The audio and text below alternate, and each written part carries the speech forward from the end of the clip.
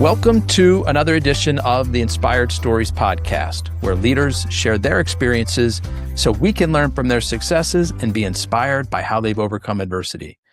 My name is Anthony Codispoti, and today's guest is Cary Daniel, co-founder and CEO of Nextaff. They are a staffing franchise that focuses on matching talented individuals with organizations in the commercial, healthcare, and technology sectors.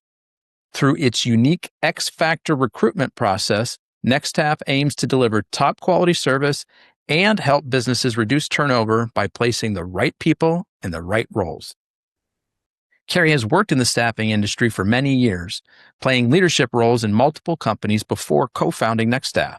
He is passionate about business ownership and sees staffing franchises as a way for entrepreneurs to thrive in their local markets. Nextaff and Cary have earned several honors, including recognition as an Ernst Young Entrepreneur of the Year regional finalist, placements on the Inc. 500 listings, Entrepreneur Franchise 500, and a spot in the Franchise Times Top 500. Cary's dedication to franchise ownership and client success has helped Nextaff grow across the country. Now, before we get into all that good stuff, today's episode is brought to you by my company, Add Back Benefits Agency, where we offer very specific and unique employee benefits that are both great for your team and fiscally optimized for your bottom line. Imagine being able to give even your temporary employees free access to doctors, therapists, and prescription medications. And here's the fun part. The program actually puts more money into your employees' pockets, and the company's too. One recent client was able to increase net profits by $900 per employee per year. Results vary for each company, and some organizations may not be eligible. To find out if your company qualifies, contact us today at addbackbenefits.com. All right, back to our guest today, co-founder and CEO of Nextaff, Cary Daniel. Thanks for making the time to share your story today. Thanks, Anthony. Appreciate it. So, Cary, you've been in the staffing industry for decades. How did you first get your start? It's kind of an odd story in the fact that I was coerced into the industry by my current co-founder. There was a company in Kansas City that was hiring. They were on a rapid growth plan, and he said, "You got to come check these guys out." I went in and interviewed and said, "No, that's not for me," because I wanted to get in sales, and all they had was, kind of the recruiter position open. And he came back and said, "You don't understand how fast they're growing. So, you should give it a shot." And so I went in, second interview, and back then they did a Gallup personality profile test. And I actually failed that test, but they called me and said, "You failed the test for a recruiter, but we're going to encourage them to give you the management test." And so they gave me the management test. I passed, and that's how I got into the staffing industry. So a couple times where I didn't want to get in, they didn't want me in, but it happened to work out. So that's interesting. So the person who recruited you in obviously was a friend, somebody you'd known for a while. Yeah, I had known him for a couple of years. Okay. Yeah, he and I had worked together before. And so something about your personality made you not a good fit for a recruiter, but what made them think that you might be a good fit for management? Having been in this industry now for, 2.5 decades, I can see where, on the recruiting side, you have more of the empathetic personality trait, much more of a softer personality, where mine was more of a hard-driven, go, much more tailored to sales, and evidently, based on the Gallup poll, more tailored to management. So I guess lucky for me, when Gallup did that, they had some kind of way to compare it and said, "Hey, he doesn't really fit the profile for the recruiter that you're looking for, but we think he'd make a good manager." Okay. And so at that time, that company was a big believer in that. It was kind of if this test says you're good, we'll hire you. If it says you're not, we're not going to hire you. Oh, that was it. That was the yardstick, huh? That was kind of their thing. They were big believers in it. So evidently, it all worked out long term. What's your perspective on that kind of assessment? How much faith do you put in those today? It's a tool. And, I think as we get into this conversation, we'll dig down into kind of the X factor and where that tool lives. But it's one of many things, no different than people talking about AI today in recruiting. It's a tool. It's not going to be the end all be all. And I don't think, just like a personality profile test shouldn't be the one and only factor, AI is not going to be the one and only factor either. So I want to spend the bulk of our time talking about what you're doing at Nextaff, but let's lay a little bit more groundwork first, because you were in the staffing industry for a bit before you started Nextaff. What was the most formidable stop and role for you prior to Nextaff? What did you learn? What did you take away from that? Um, the first company I was with, they were publicly traded, just went public. And so it was a great time to be involved in a company like that because of the rapid growth and the injection of capital and everything. But there was a lot of change that happened at the levels above me. And I thought, I kind of saw my path, and then I saw my path kind of either get backed up or disappear. And it just so happened I was recruited away from that company to another staffing company. And I think it was the Monday I started, they announced that they had just sold to another company, a publicly traded company going through a roll up. And within 6 months of me being there were only three people ahead of me: the vice president of sales, the COO, and the CEO.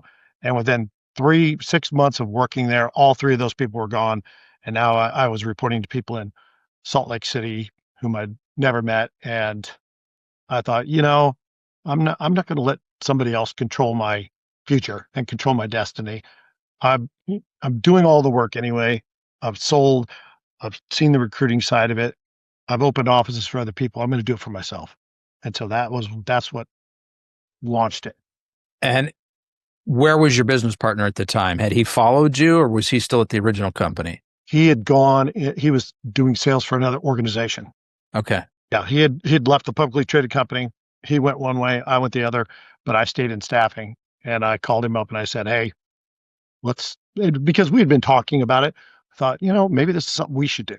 And we joked that I guess it was good at the time, maybe bad for them. I said one of the biggest mistakes that the publicly traded company ever made with us was that they would share their monthly P&Ls at the office level with us. And we'd see what we were making versus what that office was making. And we thought it'd be nice to be on the bottom line side of this business. Mm-hmm. So, And what skills did your partner have that you're like, I got to do this with him? operations, all the operations, the recruiting side, the operational side, that was not my forte. It's never been my forte. Mine's always been on the kind of Business development, sales, growth. Yeah. Absolutely. Absolutely. Okay. So, And what's his name? What's your partner's name? James, James. Okay. And so you and James decide, okay, hey, we're going to go out and start our own thing. Did you both quit your jobs to go do that? Or did you stay at your jobs and kind of do it on the side until you got things built up? I came home. My wife was I think it was 6 months pregnant. And I said, "Hey, I quit my job and I'm starting a business." James stayed at his company, I think, for about a month, just so we could get the ball rolling. But within 30 days, we were both feet first and didn't know what we didn't know. In hindsight, looking back on it, we were like, in no way should we have ever done that because it was so stupid. And I've got to ask, did it really go down that way? You hadn't had a discussion with your wife. You just quit your job one day and you came home and said, new plan. We had been talking about it, and I said, we'd like to do this, and this is what we're thinking about doing.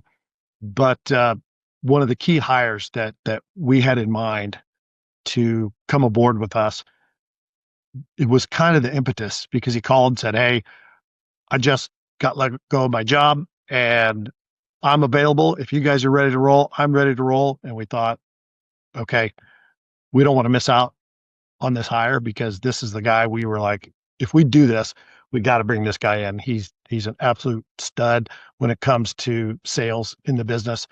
And that was the impetus. We were like, he's available. We've been talking about it. Let's go. And yeah, again, in hindsight, you don't know what you don't know at the time, but yeah. What was the biggest thing looking back that you didn't know you didn't know? Well, when you're running a branch, the essence of our business is very simple, right? You find companies that need people, you find people looking for work, you match them up, repeat the process. We did that for years. What we never had to deal with was all the stuff that goes on in the back, the payroll and the taxes and the work comp and the insurance and the software and the vendor negotiations. And so, you know, we just thought, let's go get clients. We already have some that we know about. We know how to recruit people. We can do that. We can match them up. And then it's like, hey, we need to see a copy of your work comp insurance. And hey, what's your general liability policy look like? And hey, how are you funding your payroll? All clueless. And this is 98. This isn't like I just go ask ChatGPT to figure this out or Google really. It's like, I remember calling, I think it was American Family. I called my American Family homeowners guy and said, hey, I need to get some work comp insurance. And he was like, we don't do that here. You call Different silos. Yeah. And so I call this guy, he gets my information. He's like, okay, well, yeah, we can bind coverage. I need you to bring, $25,000 deposit down. I'm like, wait a minute. I thought this was going to be like $200 a month, like homeowners. I'm sure these people are like, oh my God, I can't believe I'm underwriting these people. What a rookie. Huh? Terrible. So how did you get that first client? It was somebody that we had worked with before. It was another client that, so the gentleman that we hired, he'd been in the industry with us 4 years prior and stayed in staffing. And so it was somebody that we knew and, had a good relationship with. Told him, hey, we're starting our own. Would love to have you as a client. And he's like, let's go. Right away. Yeah, right away. Just that personal relationship. He remembered the service. He knew who you guys were personally, and that felt good to him. So that $25,000 that you needed to come up with, were you guys just dipping into your own pockets? Did you have to, go ask friends and family for some money to get started? We were fortunate at the time that we had two friends of ours. Both were in the accounting world working for, back then, I think it was the Big Six. Today it's probably the Big Four. But they had been talking about, funding us and maybe doing some kind of investment. And so those conversations had been going on for a little while. And so when we called them and said, hey, we're ready to go, we're ready to launch, they had already had some kind of idea of what the expectations were. But again, it's one of those where you don't know what you don't know. And we certainly didn't budget a $25,000 work comp deposit in month one pro forma. So, but to their credit, they came through and they stuck by you. The rest and they helped you out. Mm-hmm. And so at what point, like, all right, this is really working. We got something here. At what point did that occur? Mm-hmm. Probably, we were probably 3 months in and we had kind of stalled out at a certain level. And there was another woman that had worked for me at both prior companies. And I'd been trying to recruit her away. We finally got her to come over. And I'll never forget her going down our, this is back in the old days where you'd have stuff written on a whiteboard and we had all our orders written up there. And I'll never forget her first day coming in and we're sitting down. It's me, James, our salesman, and this other lady that we hired. And she just went through and she's like, okay, tell me about these jobs. Well, this one. And she's like, nope. And she just went through and crossed them almost all off. Why? These are purple squirrels. I need a underwater welder for $6 an hour. I need a forklift driver with 10 years experience for $7. She's like, nope. No. And so, we sat there and thought, man, if we could just fill these 50 orders that we have. And she kind of brought that to a halt and said, you don't have 50 orders. You have 3. I'll fill those today. Go get me 50 real orders. We doubled in probably 30 days, doubled inside 30 days. Holy cow. So she was getting rid of these jobs that were just going to be impossible for you to fill. Yeah. We call them purple squirrels. And why purple squirrel? Because they don't exist? Yeah. There's probably one out there. Yeah. It's like a white buffalo. There's probably one out there somewhere, but you'd spend the rest of your life looking for it. Yeah. And so what else did she do that kind of helped put you guys on the right track other than saying no to all the purple squirrels? Well, none of the purple squirrels, but also guiding the sales effort to what could be filled. So in staffing, it's one of the struggles that people run into in this business is everybody out there either uses or could use staffing, right? Every business out there has some kind of hiring need at some point. And so as a salesperson, it's almost overwhelming because you could walk down the street, walk into a warehouse, and they need guys putting a widget in a box. You go next door to a manufacturing plant and they need somebody to operate a piece of machinery and you go over here to an insurance customer service and they need 20 people answering phone, you could spend your time just bouncing around the city, and your recruiter is trying to gain some momentum and trying to gain some focus. Because if let's say housekeepers, for example, that was a big one that we did in the very beginning. Once you are recruiting housekeepers for, let's say, Marriott, if Marriott says, okay, we're good now, well, the other 10 housekeepers that you had recruited, now we could send those to Hyatt, or we could send those to fill in the blank. And housekeepers tend to know housekeepers, and general managers of hotels tend to know other general managers, and franchise owners of hotels know and own other hotel franchises. And so you can build very rapidly if you become a niche player instead of bouncing all over the city trying to fill anything and everything that somebody gives you an opportunity for. So what were the niches that you were focusing on back in late 90s and early 2000s, and how has that evolved into today? So back then it was housekeeping and pretty much warehouse type work. Guys driving a forklift, picking, packing, assembly, that sort of work. And where are you guys today? Compared to today, we don't do as much housekeeping. You know, it's just not a business that we tend to focus on, but we have really three verticals: commercial, which is a massive vertical in staffing. So that covers everything from light industrial, warehouse, through clerical and professional. We do quite a bit of commercial work. We also do healthcare. And then we've just started rolling into technology. And so the healthcare roles that you're filling, are these nurses and doctors, or what are we talking about? Predominantly nurses, RNs, LPNs, LVNs, and then you could get into like the CNA level. Okay. And how about technology? Are you placing coders, programmers, developers? Yeah. It could be, anything cyber. And so as I think about those three different industries, it seems to me that obviously the needs are different. But tell me if I'm sort of thinking about this in the right way. Like in the commercial vertical, they may need somebody, I don't know, this week, but maybe not next week. Whereas maybe the technology clients that you have, they're like, hey, we've got a 6-month project that we need somebody here for. Is that like the other industries maybe are a little bit more short-term, tech's a little bit more of a longer-term placement? Close to that, yes. So in commercial, you tend to have two type of users. One is for their flex staff. So for example, right now it's October and we have some of the companies that are really busy during the Christmas season. Kirkland's, for example, let's say, really ramping up to service that. And so they will use us to flex up. And then as soon as the season's over, they flex down. That's one user. The other user is somebody that is looking for full-time employees, but just wants to outsource the recruiting, the screening, the hiring. They get to try them for 90 days through us, and they're kind of the offshoot of their HR department. The majority of temporary workers that we have are looking for full-time work on the commercial side. A lot of the companies are looking to hire full-time people. So, in the industry, that's a little bit of a misnomer in that it's all temporary work. That's usually not the case. Most of the time, the majority of people would go full-time if the company offered it and they were a good match.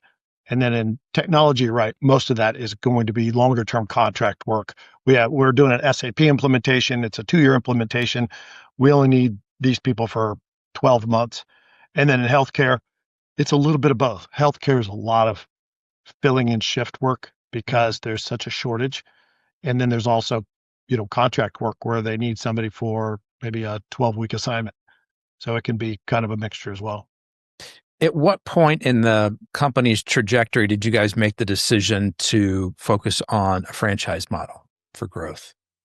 We sold, so we were rapidly growing. So in December of 98, we started, and by probably early 2002, we had opened up 10 locations in 4 different cities.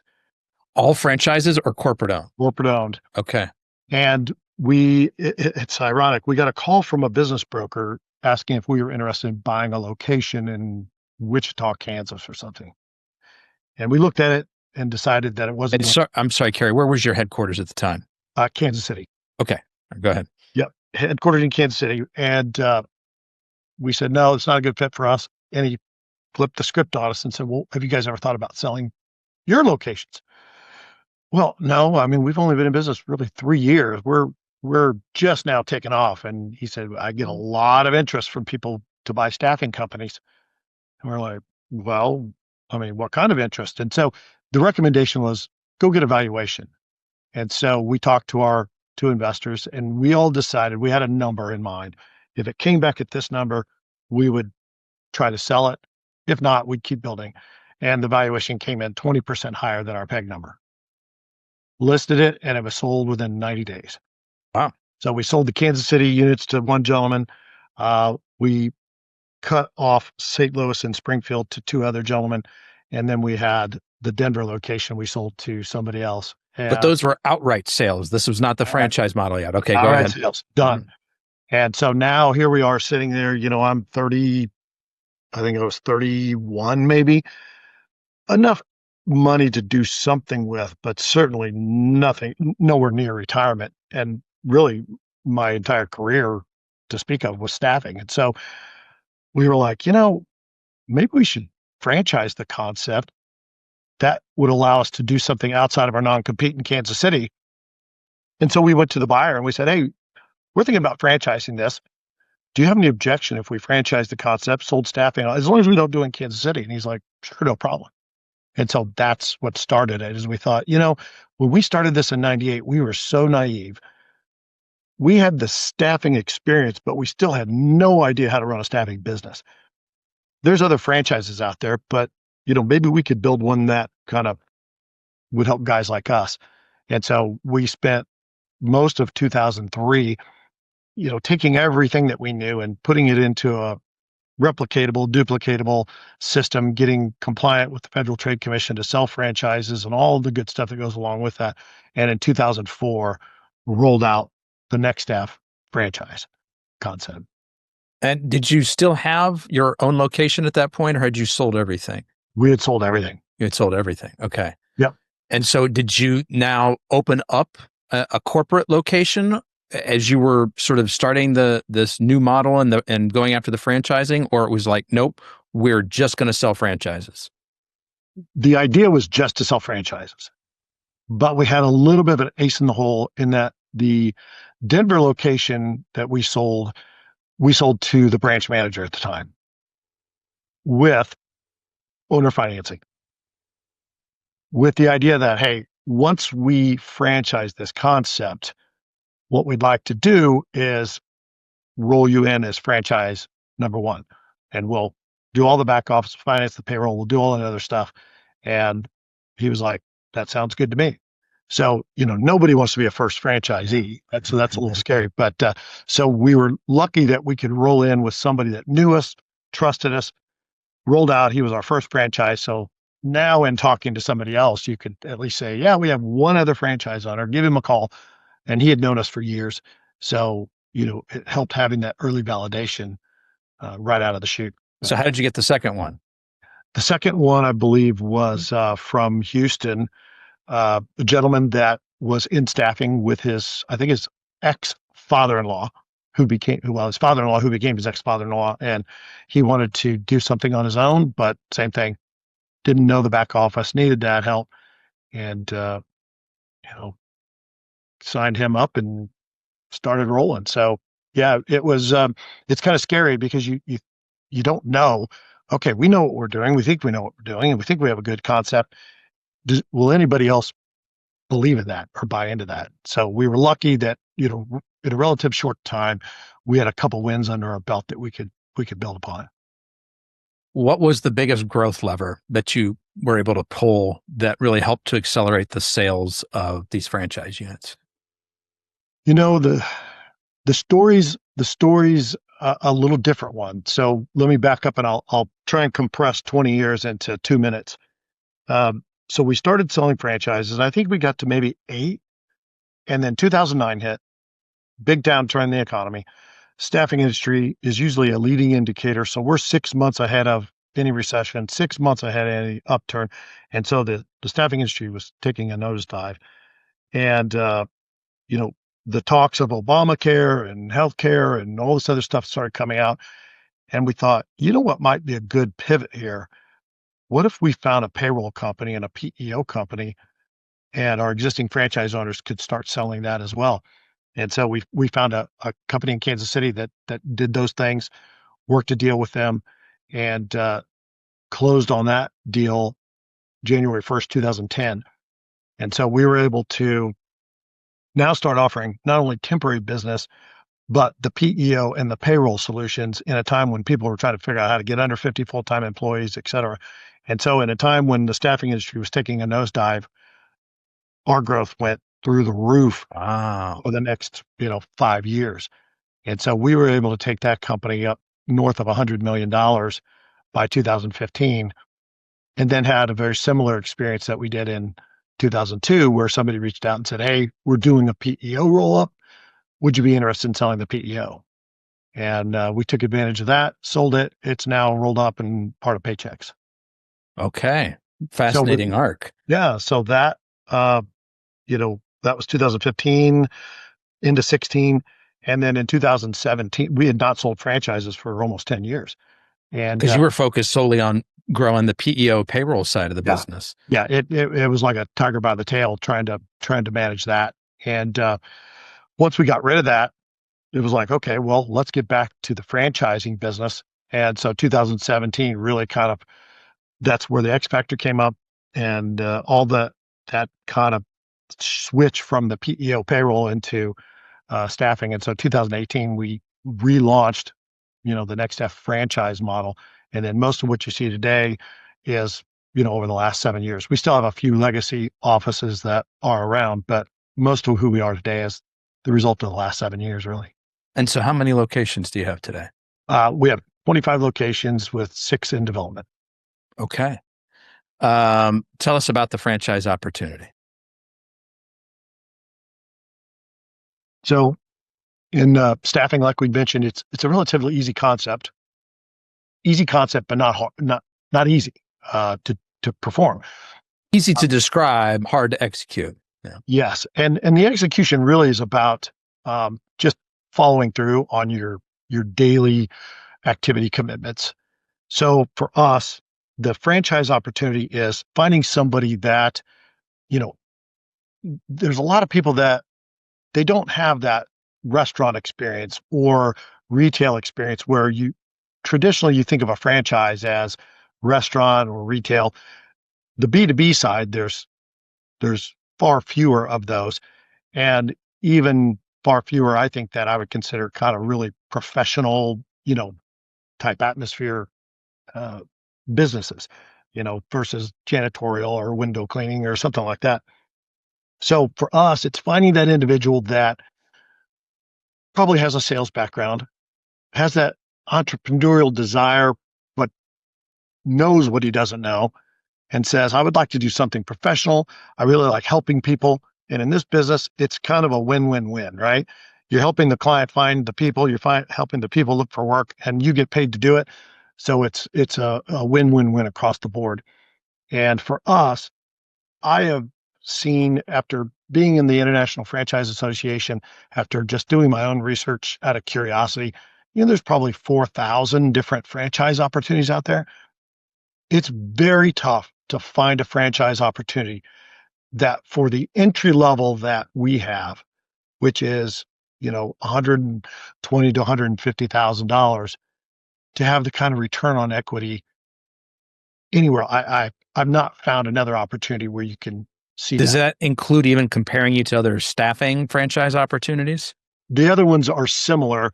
Most of them are more expensive on the upfront because the minimum requirements are higher in terms of full-time employees, et cetera.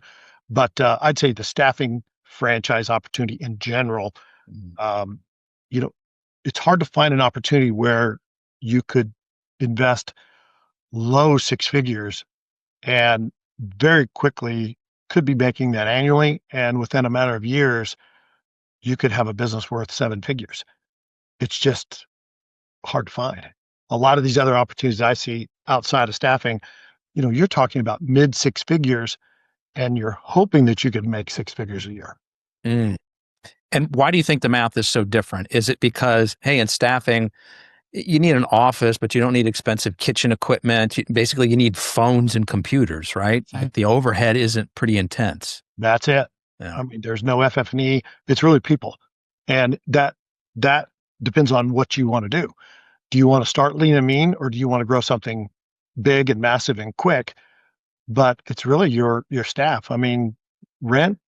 I've had people do $15 million a year out of a 1,000 square foot office. So, and that could be really basic office stuff. So yeah, handful of computers, a couple phones, a little bit of a budget for marketing, and your staff, and you're off and running. Okay, so tell us about X Factor. What is it? How does it set you guys apart? So after we sold the PEO and the payroll company, that had been our, USP for years. Hey, we could do temp to payroll, temp to PEO. We can cover everything in between. Once we kind of chopped off two legs of that stool, we kind of had to look at ourselves and say, okay, how can we be different than everybody else out there? And it was interesting because at the time, there was a survey that got put out by one of the industry associations. And this industry association is a little unique in that it has as members not only staffing companies, but buyers of staffing services. So you really get two different angles of people in the same world. And the survey was to the staffing buyers. When you're thinking about choosing a staffing agency, what are your top three things you look at? And in that survey, lumped all together was what the majority of staffing companies sell: price, workforce strategy, risk diversification, speed, all this other stuff. But on their little chart, way up the outlier was worker quality. Far and away, the number one thing the buyers wanted. That was not surprising to us because we hear that all the time. That was not surprising. What was surprising was then they went through their staffing agency database websites and looked to see who even talks about staff or worker quality. 18%. Wow. So 80% of the buyers really only care about quality. 80% of the staffing companies are selling everything else. So that was our first aha moment. And I went to school, psychology major for industrial organizational psych. So this was right in my wheelhouse. I researched every white paper, case study, anything that had ever been published on determining quality of hire. What's out there? What can be proven? Because what was interesting is even of the 18% of staffing companies that did talk about quality, when we would do our own searches, best quality staffing company, whatever, well, you'd start to read their stuff and it was very subjective stuff, right? Anthony, we get the best quality people because our people are better. Okay, well, what does that mean, right? Where's the quantitative data backing up what you're talking about? So we looked at everything, put it on a correlation chart, and found out that the majority of HR departments and the majority of staffing companies are using the tools that are the least predictive measures of quality, which is the resume, which indicates kind of your job experience, infers your age, and then most people do an unstructured interview versus a structured interview. What's the difference? So an unstructured interview is, let's say I'm talking to 3 candidates and the interview sounds something like this. So Anthony, tell me about the experience you had at your last company. And then interview B is, hey, I see you played football at K-State. How was that? What'd you learn? You're asking different questions of everybody. The structured interview is, Anthony, tell me about the biggest obstacle you ever had to overcome. Mike, tell me about the biggest obstacle you ever had to overcome. Sarah, tell me about the biggest. So you're asking 3 different people the same questions so that you can get some kind of baseline on, when I asked that question, Anthony, he really did well on that one compared to everybody else instead of this. Yeah. It's twice as predictive, just that one thing. Okay. So in between what most people are doing and the most effective tool, which is a work sample test, you have all kinds of things in between. You have reference checks, personality profiles, behavior, integrity tests. You have temp to hire, staffing company. I don't know if I want to use a staffing company. Why should I use you? By trying somebody for 90 days, you're twice as likely to get a quality hire out of the process. Statistically proven. Not my opinion, not me making it up, not me saying because my people are better. It's a statistic that, but think about it. You try anything for 90 days, you're going to get a pretty good idea of whether you like it or not, all the way up to cognitive tests and work sample tests. So what we did is we packaged that up into what we call the X Factor process. And it's really a customized blend based on your company of those key components. It's not the same for everybody. And sometimes it's only a few of those components. Sometimes it's a little bit longer. But back to your original question on, those profiles, we lean on them as a tool, not only for our offices and doing some of their work for staffing clients, but when we look to get franchise owners, it just gives us an indication of their tendencies. And then you can structure your interviews around those concerns. So when it says that, hey, Anthony's a bit of a maverick, he's not going to be really good at following direction or following rules. In a franchise system, that's something we want to vet out quickly. And so we'll talk about it during those calls. Do you have a favorite personality assessment? We use the predictive index. That's the one we use. For both franchisee candidates as well as employees? Yes. You mentioned one of the ways to judge people or assess people and their skills is a work sample. How often is that actually a possibility? It depends on the job, obviously. But one of the greatest examples we had was there was that's kind of a weird thing. They did the testing for circuit boards. And the piece that tests, I don't even have something here. If you can imagine the end of a pin, that little piece right there, that's about the size of the probe they were assembling. Microscopic, little tiny things. And they were under a big, magnifying glass all day, putting together these little tiny probes that would test circuit boards. Massive turnovers, you can understand, doing that 8 hours a day. That's all they did.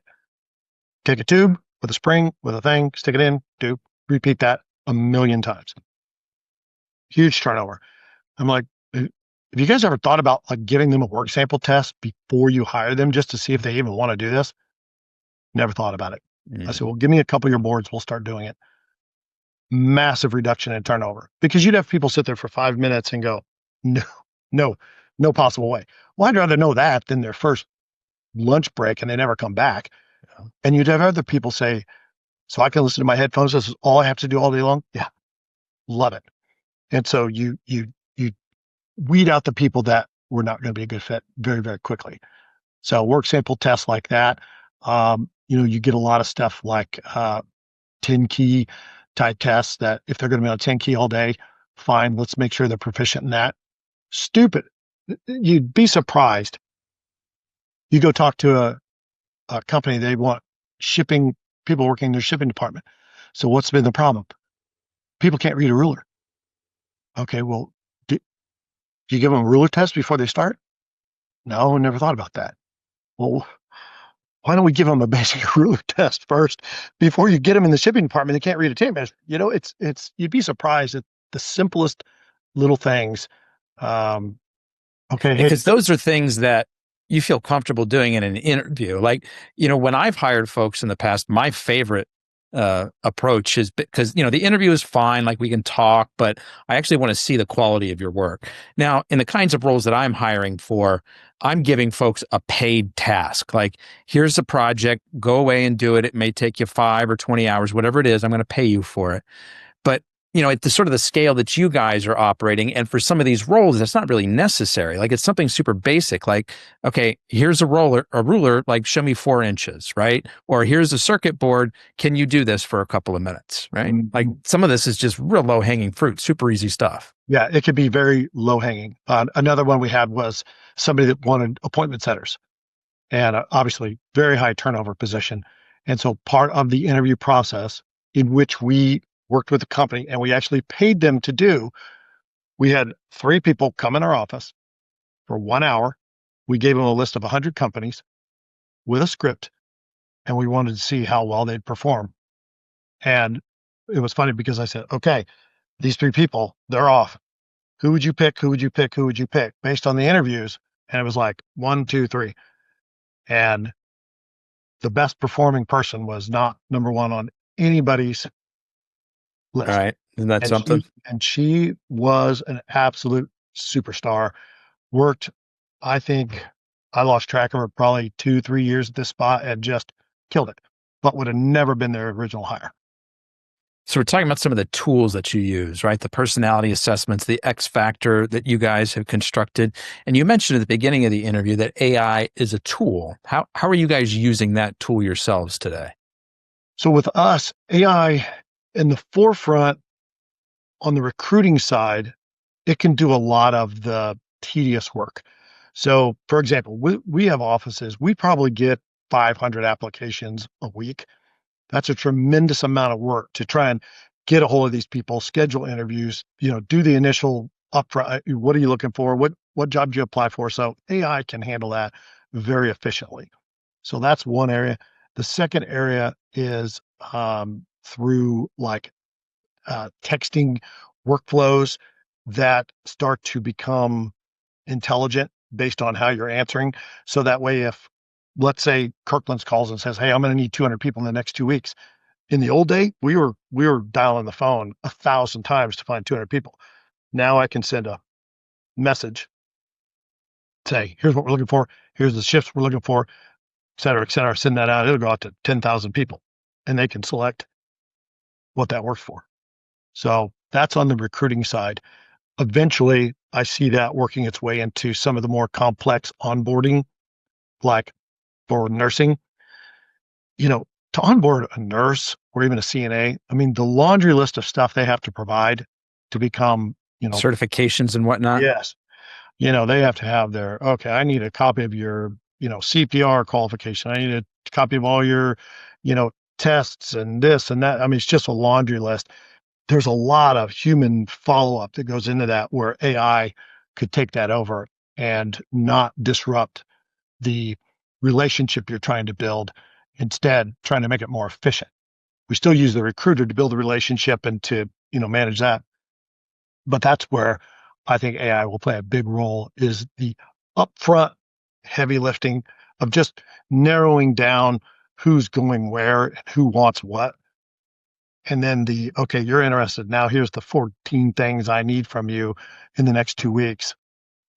Let's have AI follow up on that and make sure it gets all checked off. So we're using that. And then on the sales side, very interesting. I was just testing it today. On the sales side, we are working on an AI sales coach. And I have this thing set up right now. It's unbelievable. I call it up and it's like, "Hi, I'm Steven, your AI sales coach. I'm here to help you, blah, blah, blah, blah, blah. Talk to me like you would anybody else. You can stop me at any time. You can start over anytime. You can ask me how you're doing. You can get feedback. Go ahead with your opening script whenever you're ready." And they rattle it off, and then he starts hitting them with objections based on how difficult they said they wanted him to be. And I've given I've given the AI agent, our top 10 objections, and he'll coach them through it, walk them through it. And it's amazing. It baffles me when I go And through some of that stuff. most of the tools that you're using, I'm guessing, are probably off the shelf tools. Maybe that some customization for you, but you're probably not building your own custom things. Yeah, it's usually starting with a template and then customizing that template from there. I was at an event a couple of months ago where I met a founder of a company that's working on an AI sales agent tool, similar to what you described, but taking it a step further so that if one of your representatives is on a call, this agent is listening in and providing coaching as they're going. Like, "Oh, here comes in the customer objection." And it's like, "Okay, let me get you prepped for that. Like, here's, some bullet points of things that you can say." Wild stuff. Yep. I've seen one similar to that as well, which Is it ready? Is it baked now? I think there's one out there that's ready. Back in the day, you would sit there as a sales rep, and you'd have all your objections kind of laying out in case, but you were on the phone also. Yeah. So while you're on the phone, you could sit there and fumble around looking for, okay, where's that objection of, I'm happy with my current. Oh, okay, here it is. Yeah. Now, a lot of this is on Zoom. So, but yeah, I've seen some of those that I have not demoed those, but if it's anything like the one we're using, I don't see why it couldn't listen in, and while you're on your Zoom call, be over here giving you the thing. We also use AI for that initial franchise inquiries. So we get tremendous amount of inquiries. A lot of people are just doing their research. So we have an AI agent that takes that initial phone call, and we've given them all the answers to all the stuff. You upload it once, you never have to train it again. And you could sit there and have a 20-minute conversation. Does it feel, I mean, obviously, you're talking to an AI, but does it feel pretty real? It's spooky. Oh. It's spooky. Every once in a while, you can tell, wait a minute, something's weird. But now the key to this is, and we tell this to our offices as well, is if you're going to use these tools, you don't try and hide the fact. Yeah. So even on our franchise AI agent, it says, hi, I'm Michael. I'm the franchise AI assistant here to help you with some of your initial questions. Feel free to ask me anything, blah, blah, blah, blah, blah, and it goes through a whole list. Yeah. So they know, but we've had some follow-up calls with people that were like, oh yeah, I spoke to Steve, I spoke to Michael, man. Yeah, he's really good. And there's like, well, he was AI, he's AI. And they have no idea. Wow. I mean, Okay. the tonality, the pace, the pausing, the it's weird. It's really weird. That's wild. Now, I think you said you're in 25 markets? Correct. Okay. And so obviously there are a lot of markets still open for you guys in terms of the franchise opportunity. Are there any states that for whatever reason are off limits? There are. In the franchise world, we're regulated by the Federal Trade Commission, and there are certain states that you have to be registered in order to offer franchise sales. And so for us, there's a few weird ones that were like Hawaii. I'm not going to mess with that. New York. New York's just tough on franchise law. It's tough on employment law. We'll get there eventually, but we have so much other territory to mess around with. Washington State's another one. It's just difficult to deal with, so we just don't bother. But if people are interested, where can they go to find out more information? So for the franchise opportunity, we have a site. It's Nextaff, Nextaff-franchise.com. And that gives you all your information about franchising. And then the talent side and the client side is nextaff.com. Okay. We'll make sure we separated those out because when we had them both at the same, we would get an enormous amount of franchise inquiries of people looking for jobs. Because they'd sit there and they'd read our stuff and they'd go to contact us and didn't realize that one was for franchising, one was for talent. So we just thought we'll make it easier and separate those two. Smart. And we'll make sure we include links to those in the show notes, and we'll actually give folks those addresses again towards the end of the interview. But you said something else I wanted to come back to. You mentioned that staffing is a leading indicator of what's going on in the economy. So here we are recording this in October of 2025. What are you seeing? Up until recently, this is the first time in history that staffing has not cooperated with the overall economy. It's been a strange turn, and it's got most of the industry people baffled because you could track it through history. As soon as staffing went down, the economy went down 6 months later. As soon as we went up, economy went up 6 months later, and it just followed. The staffing industry up until about a month, well, now we're in October, about 2 months ago, had about 34 months of straight decline year over year. Very bizarre, very unusual. And during the election, we thought, okay, this happens sometimes, right? Uncertainty of the election. Just think about it from a hiring manager's perspective. I don't know who's going to go in office. If it goes one way, maybe I'm not going to do this. If it goes another, I'm going to hire some people. So let's wait to see what the election happens. So we thought as soon as the election's over, okay, we'll finally get out of this broken cycle. Well, the election happened, but then we start talking about tariffs and all this, and then it just very confusing. the market doesn't like uncertainty. Hiring managers don't like uncertainty. Entrepreneurs don't like uncertainty. And I just feel like over the last, 2-3 years, we've been living in this perpetual uncertainty of what is going to happen. And it felt like we were just stuck. We'd get signed agreements and people saying, we know we're going to need people eventually, but we just don't know when. And about August, we started to see an uptick. And we're starting to continue to see that right now. So if we've broken out of this abnormal cycle, that would tell me that the rest of the economy would be picking up toward the end of Q4. So this is what you guys are seeing at Nextaff. Do you have connection with many of your peers in the industry to see if it's a similar trend? Exact same trend. Interesting. I was on a call 2 weeks ago. I think we had 9 other CEOs all over the country, all different verticals, and across the board, they all said the same thing. About August, finally started to see some uptick. Sorry, all different verticals, but they're in the staffing industry. They just serve different verticals? Yes. Got it. Okay. Yeah. Interesting. Yeah. So we'll see. Let's take a little bit of a left turn here. I want to hear about a big, serious challenge that you've overcome in your life, Cary. How'd you get through it, and what did you learn? Probably I've got a handful that come to mind, but there's one that stands out more than the rest for obvious reasons. In 2018, I lost my 17-year-old son in a car accident.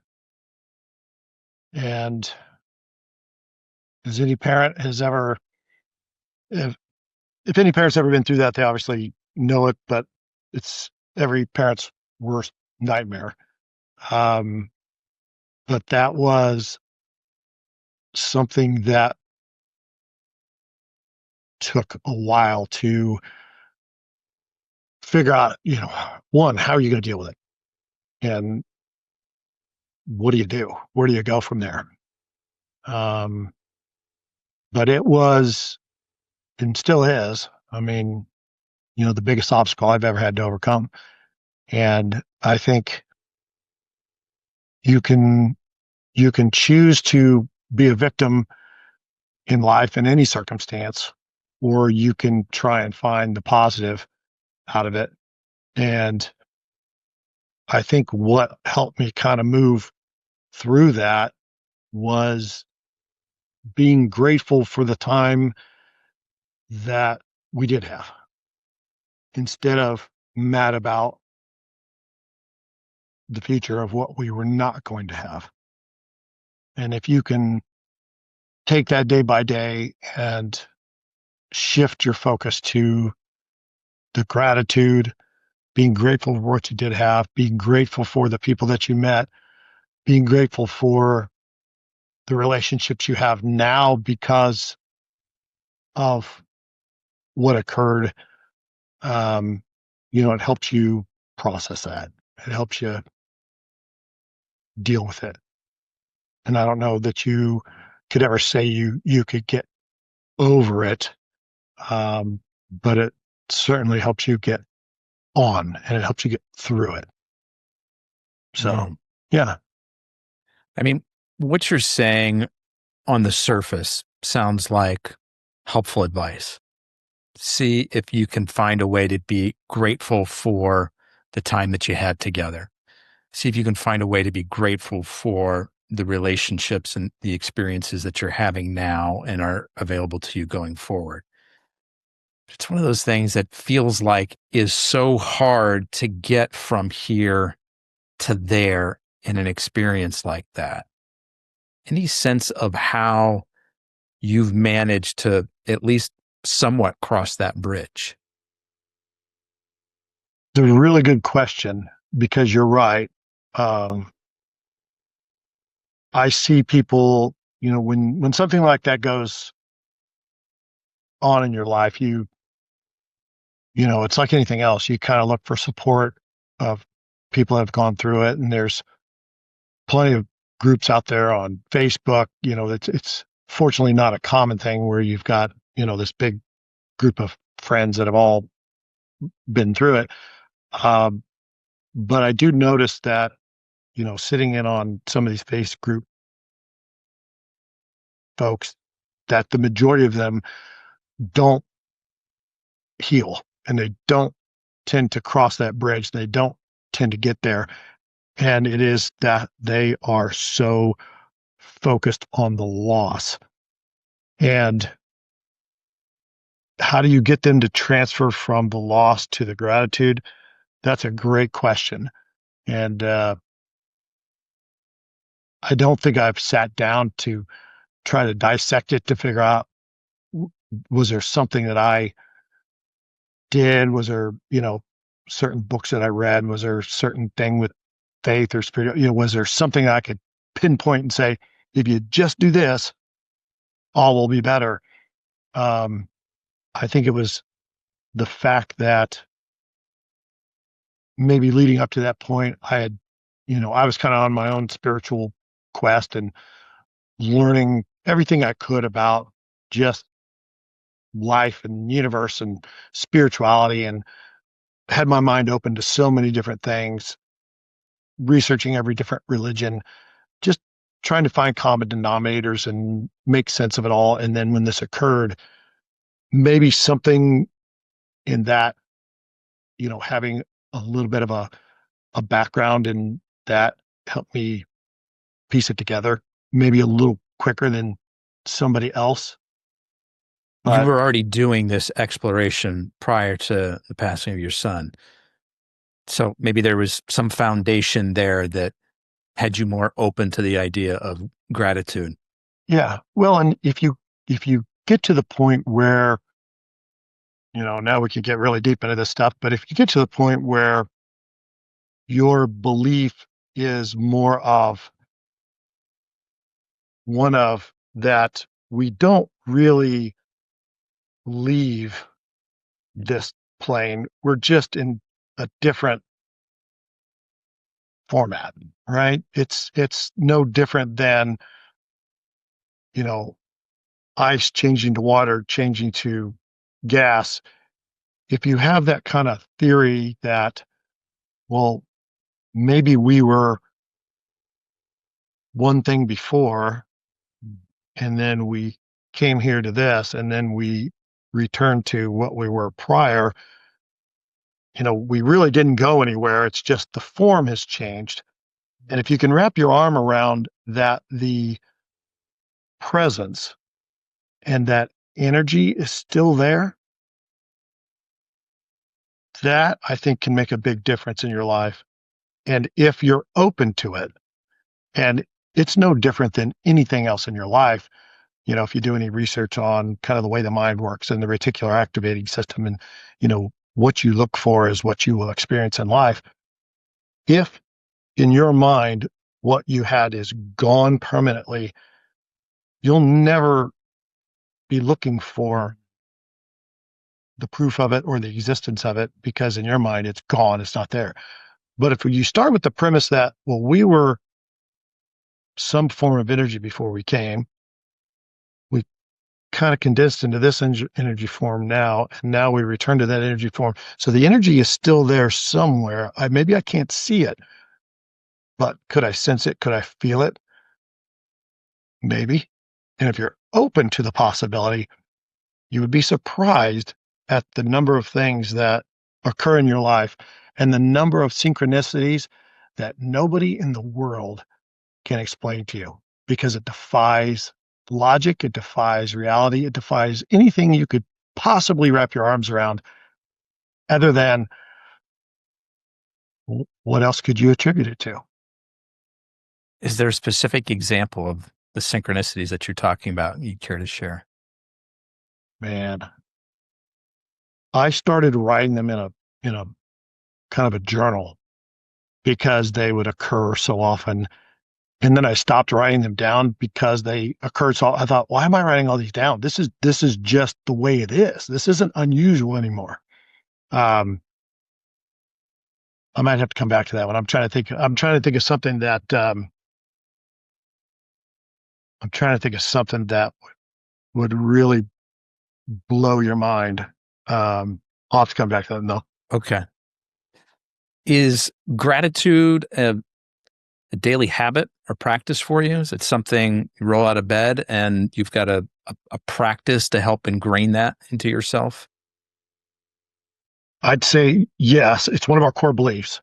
It's our first core belief. For the company, for Nextaff? Company. Yes, absolutely. The first core belief. Because if you are not grateful for what you have now, you're not going to be happy at your next level or wherever. So I would say I'm better at it in the evening than I am in the morning. In the morning, it's supposed to be my, what are your 3 gratitudes? It's supposed to be on my morning routine. And the cup he just held up for the camera for listeners, it says, "Don't worry, be grateful." And then it's got 3 line items that you're supposed to fill in. So I used to be much better at it in the morning. In the morning, it was a 3, every morning, 3 gratitudes. I'm much better at the evening right before I go to bed. That's what I try and do.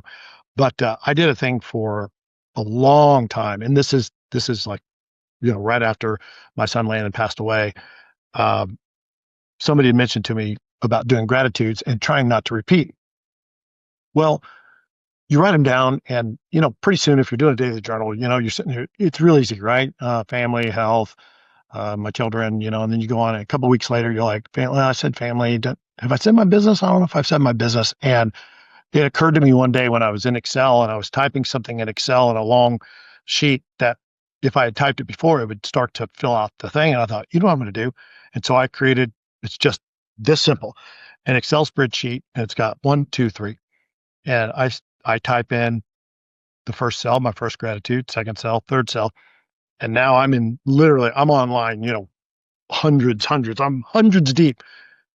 You cannot believe how hard it gets to where, you've listed thousands of gratitudes and now you're having to get really creative about what you're grateful for. Cause as soon as you type in, no family, business, no. And probably more granular too, I would imagine. Not just business, but I'm grateful for this particular coworker maybe. Exactly. It's like long tail keywords in Google. You go from business, weather, family, health to, the people that work in my business and sunny weather and, experiences with my family. And when your mind starts working that way, I mean, I've read so many books on this about rewiring your brain and, you can experience some very tremendous impacts in your life in that one shift. Do you have, you've read so much, but do you have a specific book recommendation, whether it's on, sort of the idea of rewiring your brain or, the idea of, because I liked what you were describing, sort of we were a form of energy before, we sort of get condensed into this physical form now, and then we kind of go back to the physical form, because it sounds like that was incredibly helpful for you in the healing process. So either one of those things, or maybe something we didn't even touch on, a book that you might recommend to our listeners.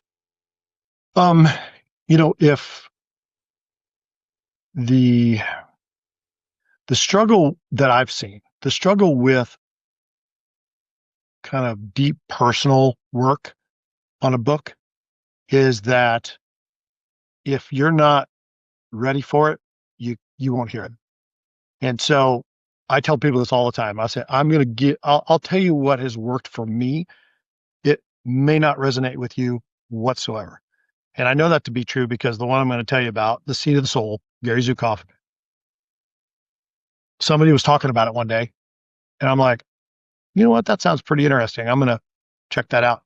I bought it, reading through it. And as I started reading through it, I'm like, wait a minute. I go to my bookshelf. I'd had it for years. I'd started reading it years ago and I'm like, threw it on a shelf. And I started reading that book. And there was a chapter in there on illusion. I bet I read that chapter 200 times because I got to it and I'm like, wow, something here is hitting me, but I can't. It's like when you're trying to remember somebody's name and you're like, oh, it's right there. Reading that chapter, I'm like, ooh, this is something's tapping me. What is it? What is it? Yeah. And I couldn't figure out what it was. And so I finished reading the book and I kept coming back to that chapter over and over because it was nagging me. It was like me forgetting a name. And I kept reading it and reading it. And one day it hit me and I was like, holy shit, I got it. And transformational, absolutely transformational. And it's basically about making conscious decisions versus unconscious decisions. But so Gary Zukav, CEO of the Soul, absolutely unbelievable. The Untethered Soul, Michael Singer is a great one. There's so many that are out there. You kind of have to find somebody that resonates with you on where you're at in your journey. Yeah. And I've had some books that meant a lot to me early on, and I read them now, and and then I've had some that Deepak Chopra. I probably read 10 of his books when I was in my 20s. No clue. I read them because I had heard about him, and I started reading his stuff, and I get done with the book, and I'm like, I have no idea what that guy's talking about. It's just bouncing off. Yeah. And it's then not setting in. He was in Kansas City a couple of years ago. I went to hear him speak, and I mean, I can hear him now. I couldn't hear him before. There's a lot of people like that. Eckhart Tolle's like that. You can listen to Eckhart Tolle and go, what is he talking about? Or you could listen to Eckhart Tolle and go, wow, unbelievable. So it's just kind of where you are in where your you journey, are in your journey. And, for some people, those will really hit home for you. And other people, you're going to go, that was worthless. Put it on a shelf and come back to it. Cary, before I move into my last question, did one of those synchronicities pop into your head? I'm putting you on the spot. Yeah. I wish I would have thought about that. That's okay. I would have gone and, well, I'll tell you a story, not necessarily a synchronicity. I'll tell you a story. One morning, it was probably 2 months after my son passed away. I was laying in bed, and at my old house, we had a kind of a block window. It lets the light in, but you can't see through it. Kind of facing the east. And so in the mornings when the sun would come up, man, some days you'd be laying in bed, and man, that sun would hit you in the face, and so you'd almost be squinting your eyes. And I remember one morning laying there, and I was like, oh man, the sun's coming up. And so I kind of was closing my eyes a little tighter. And I was kind of in that state where you're not dreaming, but you're not awake. A little in between. I was trying to stay asleep, but the sun was hitting me in the eyes, and my mind just started wandering. And I had this conversation with my son. And it went back and forth and back and forth and back and forth, and just about all kinds of different things and topics and all this stuff. And I'm laying there. And then when it was done, I was like, wow, that was awesome. And I opened my eyes, and it was like 4:00 in the morning. Wasn't the sunlight. Can't explain it to you. And for anybody that's ever had a dream, you know how you wake up, you have your dream, and then you got some clear visions of it at first, and then throughout the day, then you can't even remember what you dreamed about. I went in the next room and I wrote page after page. I wrote every question and every answer of that conversation, like it was being dictated to me. No loss of recollection. What did he say? It was like it was it was unbelievable. Can't explain it to you. That's beautiful. Thank you for sharing that. Yeah. So before I ask my last question, Cary, a few housekeeping items. Want to give people your website addresses again, nextaff.com, nextaff.com. If you're interested in finding a job or interested in hiring Nextaff for employment services, and nextaff-franchise.com if you're interested in the franchise opportunity. And then as a reminder, if you want to get more people access to benefits that won't hurt them financially and carries a financial upside for your company, reach out to addbackbenefits.com. And finally, if you take just a moment to leave us a comment or review on your favorite podcast app, you'll hold a special place in my heart forever. So last question for you, Cary. What do you do for fun outside of work? I tell people this all the time when they say, oh, well, you're, mid-50s now, you're thinking about retiring. And I tell people, I like to golf. I don't love to golf. I like to hunt. I don't love to hunt every day. I like to fish. I don't love to fish every day.